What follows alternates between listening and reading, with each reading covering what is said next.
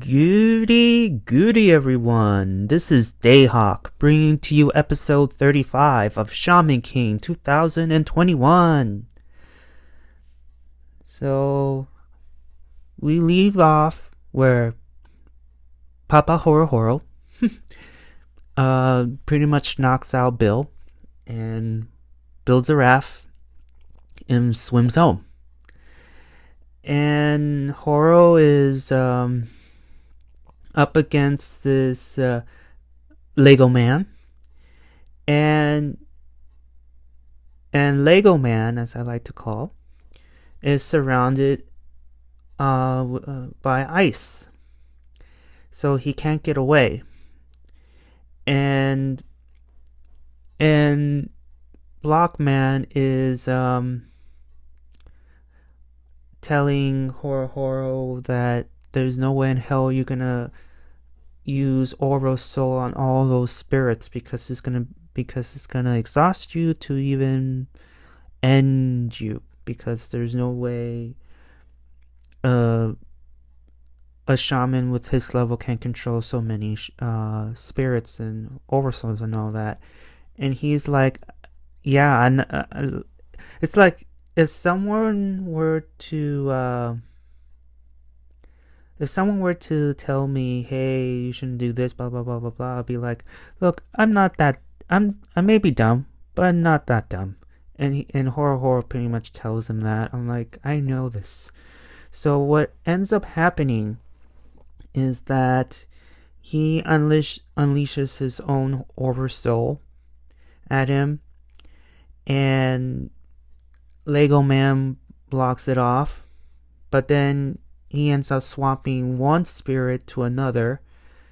So you see him swapping spirit by spirit to eventually his combination leaves Lego Man under thin ice.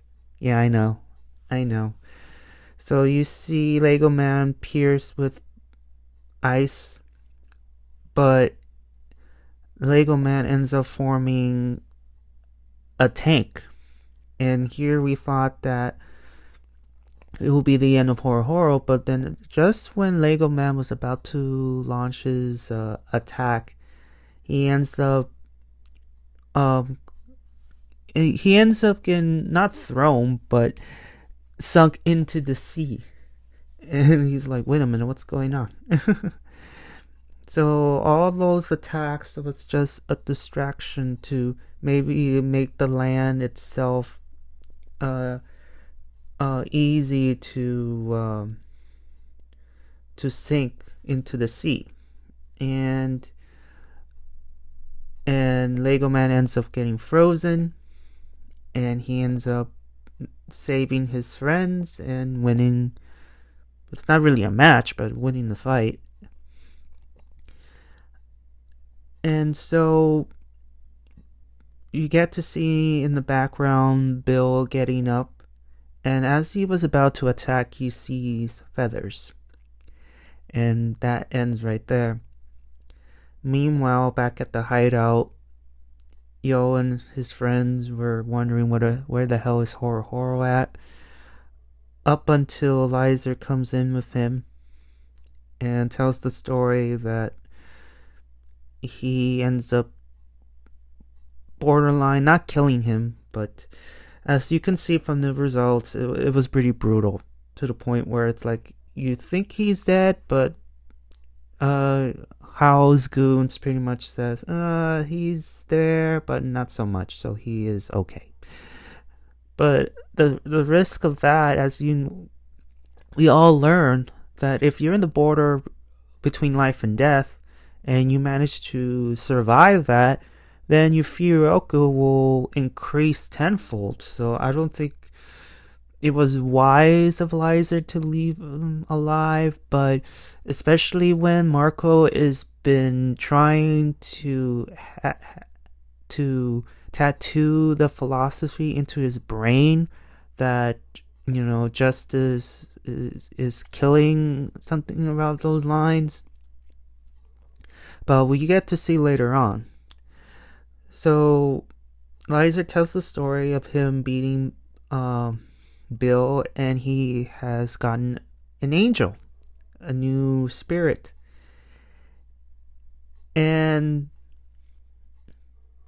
um, let me see and it cuts back again to the area where Lego Man is saved, and he is telling the three goons that we all know that it was the X-Laws that did this to Bill, and they're out for revenge.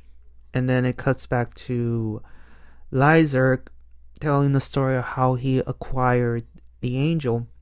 And of course, we get to see Marco and his slapping, his teaching, quotes, air quotes, to Lyserg. And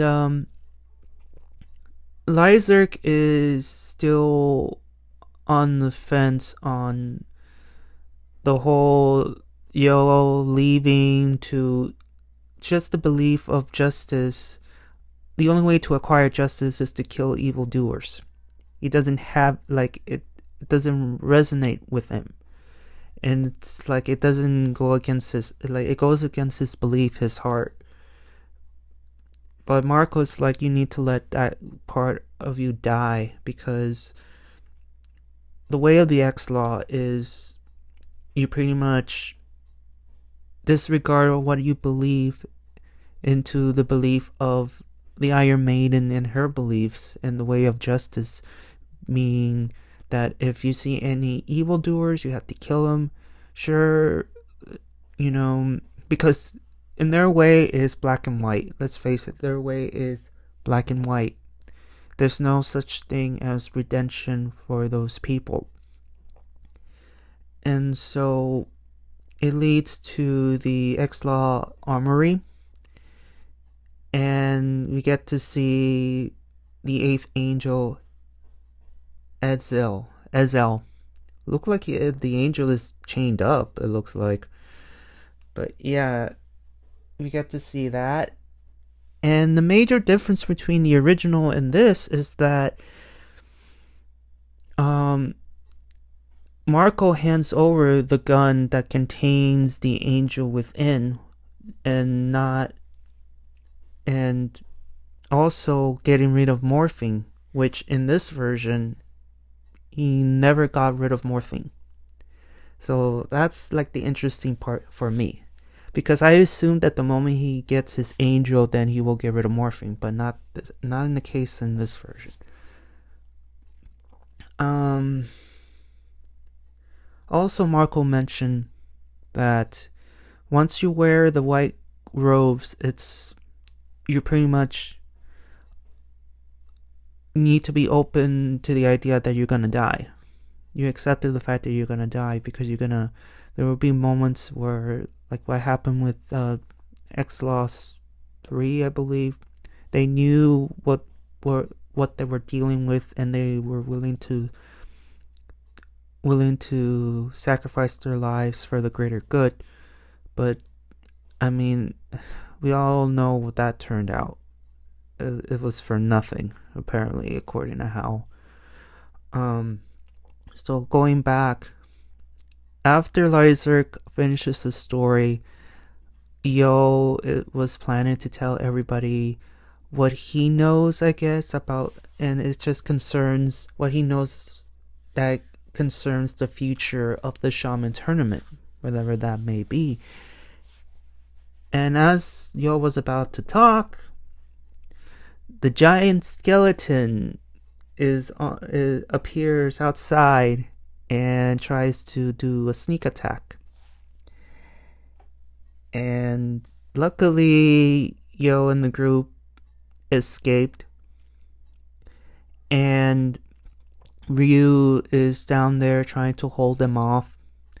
And Yo tells Ryu that not yet though. Like, as they were flying up and Ryu is trying to hold them out down below, people were wondering, okay, what are we gonna do? And Yo is like, okay, how's about we just run away? And Lyserg wants to help Ryu, but Yo stops him because if we try to help, then more people will appear, and um,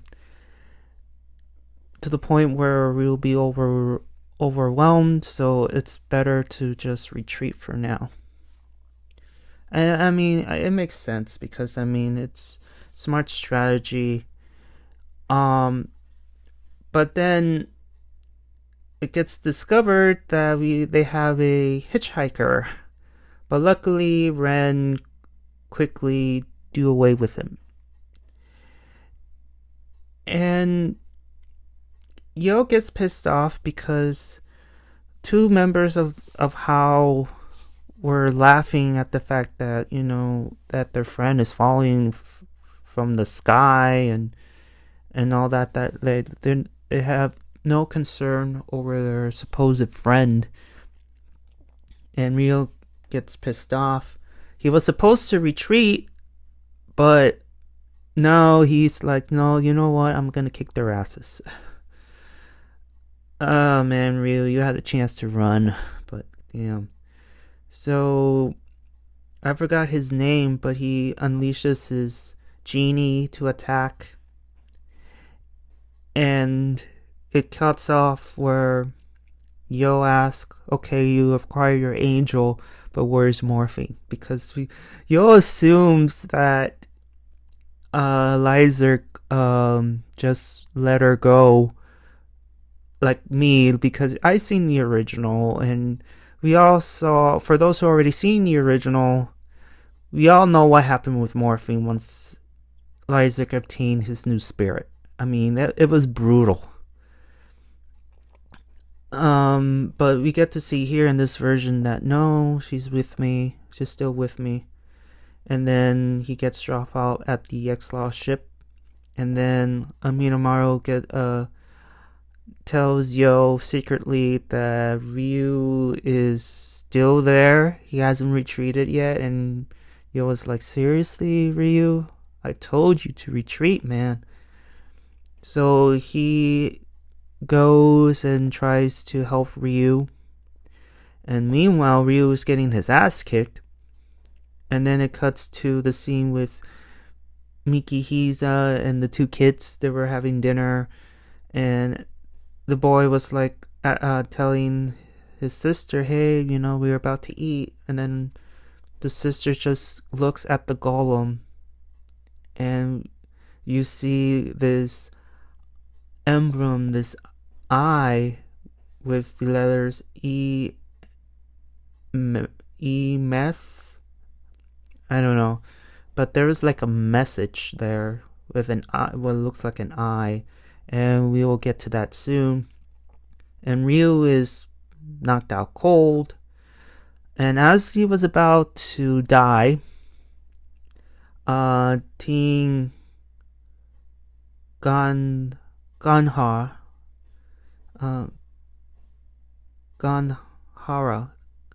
Gandhara, sorry if I butchered it, appeared and saves Ryu. How exactly? Well, apparently the leader tells Ryu that it was thanks to someone someone compassionate, gave us the message, and thank you. He asked us to help you. That's pretty much what it was. Thank him. That's what she said. And typical Ryu, he is blushing. He's blushing.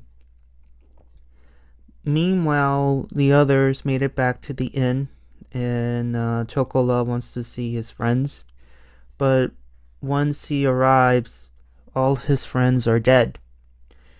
And he is in shock, like, who in the hell would do such a thing? And we all assumed it was Hao, because if we remember, Hao's minions is hunting down shamans to feed to the spirit of fire. And so we assumed that it was him. No, it wasn't. Believe it or not. I was shocked to see it too. But it was the two kids. that were with Mikihisa that killed Chocolov's gang. And I was shocked, of course, and Chocolov's like, who in the hell, like, why did you do this? And the shocking truth has been revealed. It was him and his gang that killed their dad on Christmas night. I'm like, god damn it. Oh, man. That was, for me, it was gut-wrenching because, oh my god. And then I realized it makes total alignment because Chocolove hates Christmas. He was on a killing spree, stealing presents, and we all know the reason why, and we don't have to go through it here. But Chocolove was the one that killed their father on Christmas night, and they're out for revenge. And oh man, that cuts deep for me. Oh man, so this is gonna be next episode. Ooh, I don't know how they're gonna fix this. I do not know because I don't condone what happened there, but it's like, Chocolove, you killed so many people, and would you be surprised that the people that you harm are gonna come after you?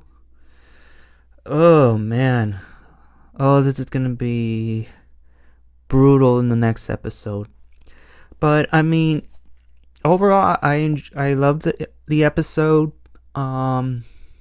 We get to see Lyserg and his new spirit. Horo Horo defeats Yoza's minions and saves his friends. The shocker kind of like, the surprise took me off my game, and it's like something in the original never had done, because in the original is more like balance, more on the funny side a bit, but but still contain this seriousness. But here it's pretty serious and dark, and that sort of thing that happened here never happened in the original. So yeah, I do apologize for all the noise. My realm is getting fixed up, and all that. So if you hear anything in the background, I do apologize. Thank you all for sticking around. Did I miss anything? Did you like this episode? Did you hate the episode? Give me all the tea. Give me all the beans. And please give a like if you like it. Give a dislike if you don't. What ifs, whatevers. And I'll see you all on the other side of Oblivion. Johnny!